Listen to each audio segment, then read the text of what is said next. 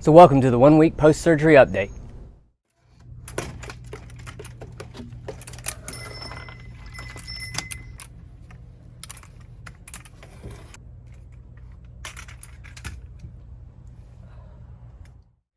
So normally I would be recording over here, which you can see through this doorway, through the garage, up the steps, and then into this back corner over here. And that's where I would normally be recording, but alas, my leg does not make that trip. So this is the first time I've been outside since my surgery 1 week ago. So I have been inside on the bed, laying down this whole time. I am post-surgery. Well, I'll tell you about the surgery first and tell you how that went. And so the doctor says there's more scarring in my knee than he expected, so he had to spend some extra time cleaning out my knee so they could get a positive attachment. And while that made it a little more painful for the recovery, I appreciate the fact that he took the time to make sure he could get a good attachment. Good news is that the tear location was not as ragged as he was expecting it to be, so he got a better connection than what was actually expected, so that's key too. We took the bandages off of my leg and I was impressed. The stitches were longer than I expected, but my wife says they were shorter than what she expected, so Goldilocks is somewhere in the middle. That I had my surgery on Thursday and here we are 1 week away. And then I next see the doctor in another week. So it was a little interesting that I wasn't going to see the doctor for 2 weeks, but I took that as a sign of, hey, I want you to rest and do absolutely nothing for 2 full weeks, and then we'll talk about what to do next. So obviously, this recovery process is going to take a while because I'm not even seeing the doctor for a full 2 weeks after my surgery. So what I'm doing now is I'm supposed to be non-weight bearing.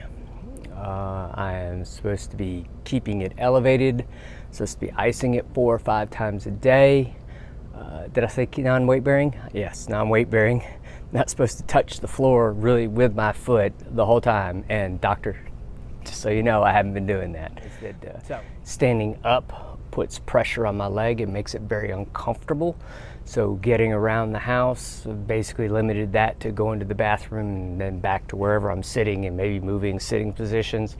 But it is not comfortable at all. So we just kind of, that's good that I don't have any place to be or don't have anything to do because it's comfortable just sitting very still. Initially when I got home, I was taking these pain meds and I can't take codeine, I can't take codone, so that, like, if you know anything about narcotics and those drugs, that eliminates just, it feels like 90% of all the pain meds that they prescribe. And so then the other stuff that I can take, sort of really figured out over the years that when I take pain meds, they don't really agree with my stomach. I usually end up with nausea and headaches. And so I pretty quickly weaned myself off of pain meds. Matter of fact, I had the surgery on Thursday, and then Saturday morning was the last time I took a quote pain pill. I've taken some ibuprofen since then, but I just stopped taking pain pills because they were making me nauseous and giving me headaches, constant headaches. And I just rather deal with the pain.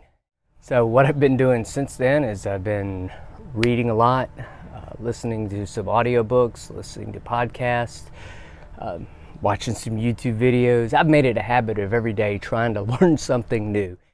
One of the things I'm really thankful for is that all of the communities that we're involved in have sort of connected with each other and provided meals for us. That's fantastic. I know this is not normal every place, but where we live, it's a huge big deal to provide meals for someone who's sick or injured or, had some sort of life incidents. And I just think it's fantastic that people get together and it doesn't cost really all that much to provide a meal for somebody, but it does take effort, and I appreciate the effort that everybody puts into that. And hey, frankly, I like the food. It's really good. And so in this situation, I'm very thankful for family and friends that are willing to provide meals and take care of things that I'm not able to take care of, because I haven't driven a car in 3 weeks since I injured myself.